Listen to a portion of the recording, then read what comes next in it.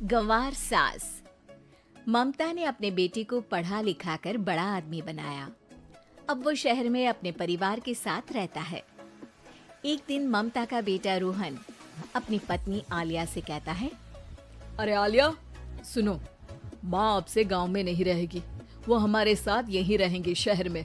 उनका कमरा आज नौकर से बोलकर अच्छे से साफ करवा देना। ओह, आज तो मेरी किटी पार्टी है, फिर मुझे जिम और फिर शॉपिंग। ठीक है, कल करवा दूंगी। अच्छा, लेकिन माँ के सामने ये कपड़े नहीं चलेंगे। हाँ, तुम्हें साड़ी या सूट पहनना होगा। अरे बिल्कुल भी नहीं। मेरे मम्मी पापा ने इतना पैसा लगाकर शादी इसलिए नहीं की थी कि मैं अपनी मर्जी के कपड़े पहन ओढ़ भी ना सकूं। अरे चलो, गुस्सा मत हो, लेकिन कुछ दिन तो माँ की खुशी के लिए कर सकती हो ना। लेकिन आलिया मानती नहीं। माँ आती है सिंपल सी साड़ी, झोला और चप्पल पहनकर। अरे रोहन, मैं इनके साथ कैसे रहूंगी? मेरी फ्रेंड्स क्या कहेंगी? ये तो पूरी गंवार लग रही है। आलिया, माँ गांव में रहती थी इसलिए ऐसी हैं। तुम आज ही माँ के साथ जाकर उनकी पसंद की शॉपिंग करवा देना। इनके साथ घर के अंदर रहना मुश्किल है, बाहर तो मैं कभी भी ना जाऊं। रोहन को आलिया पर गुस्सा आ जाता है। माँ, ओ माँ। हाँ बेटा। वो माँ को ले जाने के लिए उनका हाथ पकड़ता है कि अरे माँ, तेरे हाथ अभी तक इतने कड़े हैं, तूने इसका कोई इलाज नहीं किया? अरे बेटा, इसका कोई इलाज नहीं। वैसे भी मुझे कोई शर्म नहीं कि मेरे हाथ मुलायम नहीं है, क्योंकि इन्हीं हाथों से मेहनत कर मैंने तुझे बनाया है बेटा। अगले दिन। माँ, मैं ऑफिस जा रहा हूँ। कुछ लाना हो तो आलिया को बोलकर फोन करवा देना। रोहन के जाने के बाद, आप ना आज कमरे में ही रहिएगा। घर में पार्टी है, मेरी सहेलियां आ रही है। मैं उन लोगों के सामने आपको नहीं ला सकती हूँ। ठीक है बहू, लेकिन तुम कहो तो मैं कुछ खाने को बना दूँ तुम लोगों की पार्टी के लिए। वो लोग सिर्फ कॉन्टिनेंटल या थाई फूड ही खाते हैं। कोई बात नहीं, कभी इंडियन खिलाने वाला कोई मिला नहीं होगा ना। मैं बनाकर कमरे में चली जाऊंगी।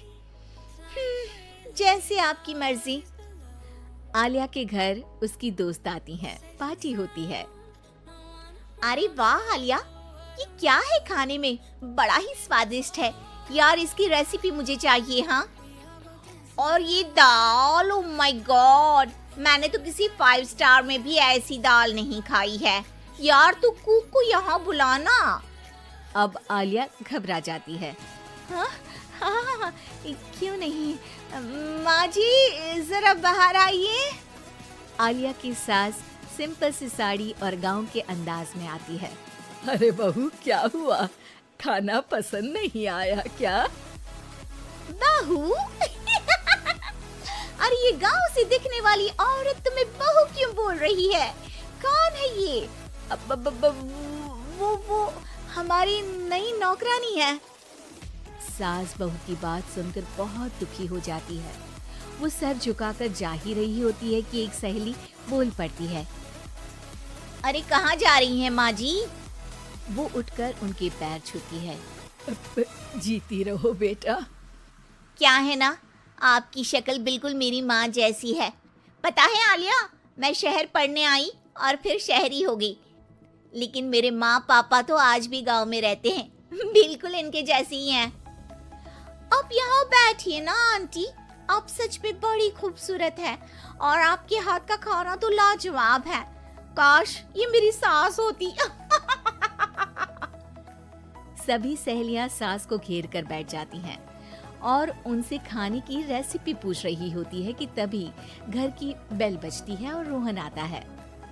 अरे क्या बात है, आज आप लोग हमारे घर में?